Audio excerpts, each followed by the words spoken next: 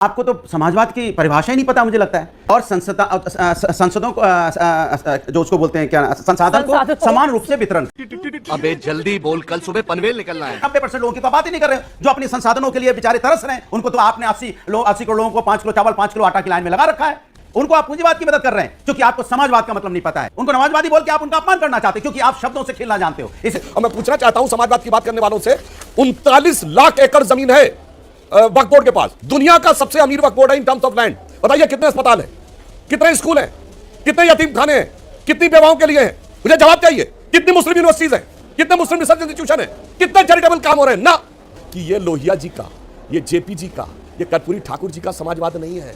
ये तो वो है जो ट्रिपल तलाक, भलाला, मेहरम और आतंकवादियों को भाई बहन बेटा कहने वालों का है, इसलिए इसको नमाजवाद कहा। आप सभी का मेरे YouTube चैनल पर एक बार फिर स्वागत है। एक और मजेदार वीडियो आपके सामने प्रस्तुत करने जा रहा हूं। क्या आपको पता है समाजवाद की असली परिभाषा क्या है? आज इसी मुद्दे पर अनुराग भदौरिया और सुधांशु त्रिवेदी जी के बीच एक तेज पॉलिटिकल डिबेट इस वीडियो में आपको देखने को मिलेगी। आपसे अनुरोध है कि वीडियो को अंत तक जरूर देखें। चैनल पर अगर आप नए हैं तो चैनल को सब्सक्राइब करें, बेल आइकन को दबाना ना भूलें ताकि आने वाली वीडियो का नोटिफिकेशन आपके पास सबसे पहले पहुंच सके।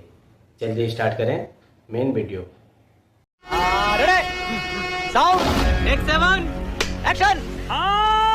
आपको तो समाजवाद की परिभाषा ही नहीं पता मुझे लगता है। तो समाजवाद की अगर परिभाषा नहीं पता है तो पढ़ लीजिए।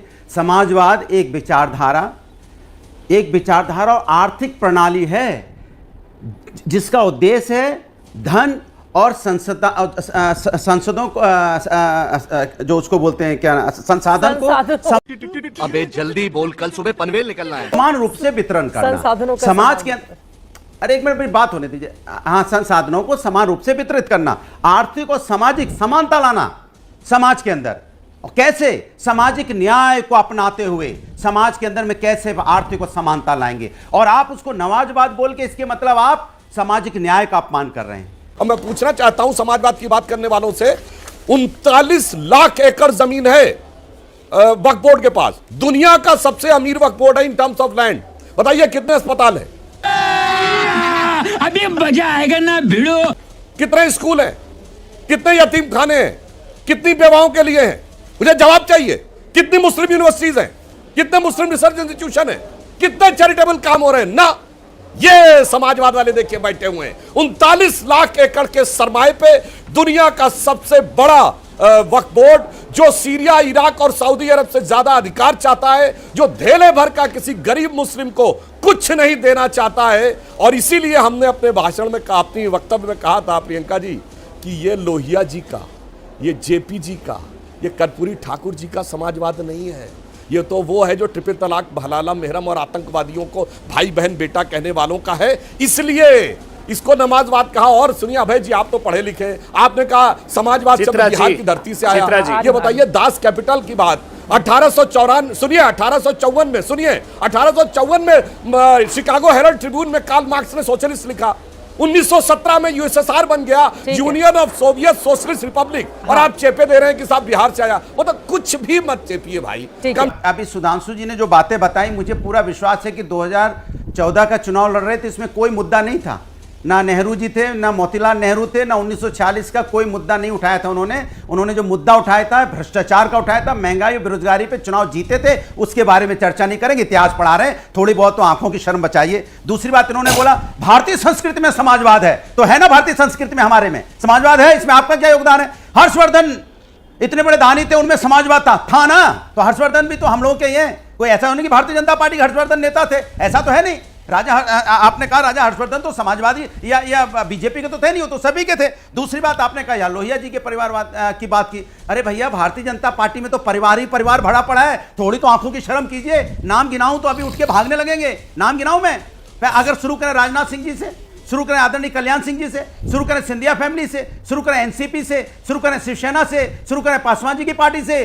चुनाव लड़ते हो तो मुद्दे अलग होते हैं, चुनाव जीत जाते हो उसके बाद मुद्दे अलग हो जाते हो, उसके बाद इतिहास पढ़ाने चले आते हो। तो आप जब चुनाव लड़ते हो तो डंके की चोट पे जनता से आंख मिला के बोलो कि हम जब हमारा चुनाव में मुद्दा है।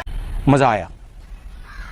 यह वही भावना है जो 50 साल पहले यहां पे दिखी थी इमरजेंसी में, कि मैं अपनी सियासी हार जीत के तराजू पे तोलूंगा, मैं जीतूंगा तो संविधान मेरे लिए है। इंदिरा जी ने कहा हम नहीं जीतेंगे तो संविधान को कूड़ेदान में डाल देंगे। आज यही तेजस्वी यादव जी कह रहे हैं। और फिर मैंने क्यों यह शब्द प्रयोग किया, आपको स्पष्ट पूछना चाहता हूं।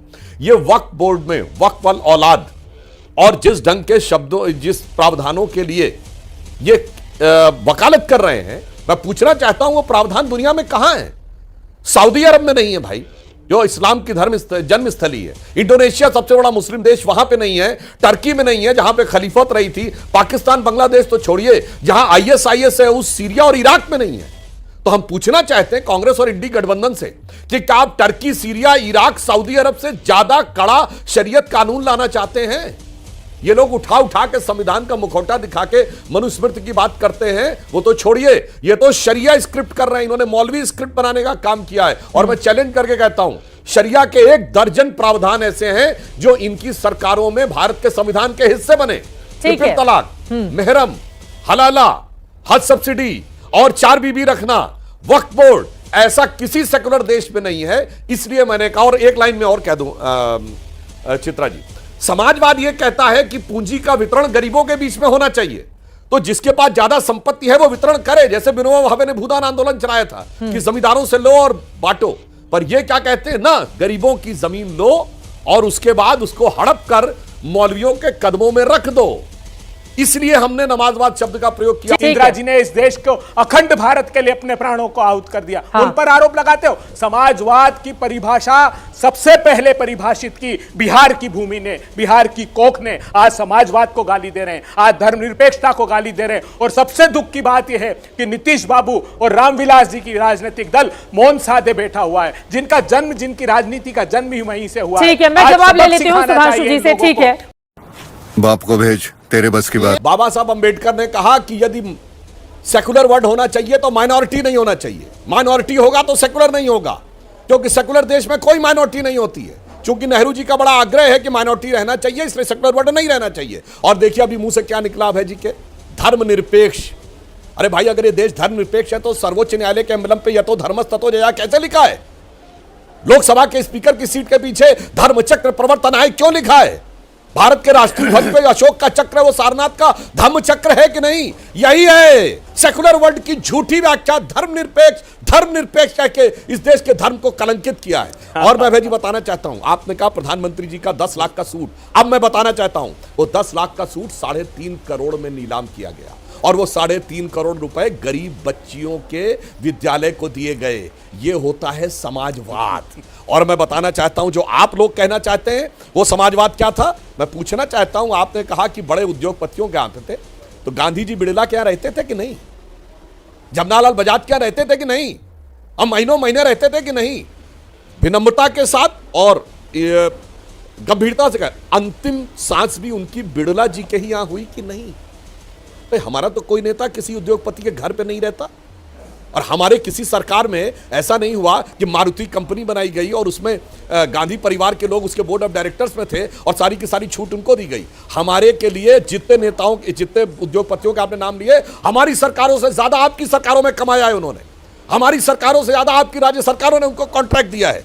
परंतु मैं बताना चाहता हूं समाजवाद क्या है। 1946 में ये कहते हैं अंग्रेजों से दोस्ती करके जो लोग सत्ता में आए, जब 46 में नेहरू जी प्रधानमंत्री पद की शपथ ले रहे थे अंतरिम सरकार के रूप में अंग्रेजों के शासनकाल में, वेवल के द्वारा 2 सितंबर 46 को, तो 2 समाजवादी नेताओं लोहिया और जेपी ने इसलिए सरकार में शामिल होने से इनकार कर दिया था कि क्वीन की निष्ठा की शपथ देनी थी, यूनियन जैक झंडे के नीचे शपथ देनी थी। श्यामा प्रसाद मुखर्जी शामिल हो गए। तो रुको जरा, सबर करो। मैं पूछना चाहता हूं अंग्रेजों के जमाने में हजारों करोड़ की संपत्ति कमाई कैसे भाई? अगर अंग्रेज सरकार की कृपा नहीं थी, हजारों करोड़ की संपत्ति कैसे कमाई? अरे हमारे देश के लोग भुखमरी झेल रहे थे, बंगाल का फिमाइन झेल रहे थे, पहनने को ढंग से कपड़े नहीं थे, और उनके मुकदमे लड़के हजारों का प्रिवी काउंसिल में जाके अंग्रेजों के मुकदमे लड़े, वाइसराय के मुकदमे लड़े। और इसीलिए अकबर इलाहाबादी ने शेर लिखा था, वो मोतीलाल नेहरू जी के लिए माना जाता है कि वो शेर लिखा था कि कौम के गम में खाते हैं डिनर हुक्काम के साथ, रंज लीडर को है बहुत मगर आराम के साथ। खूब अच्छे।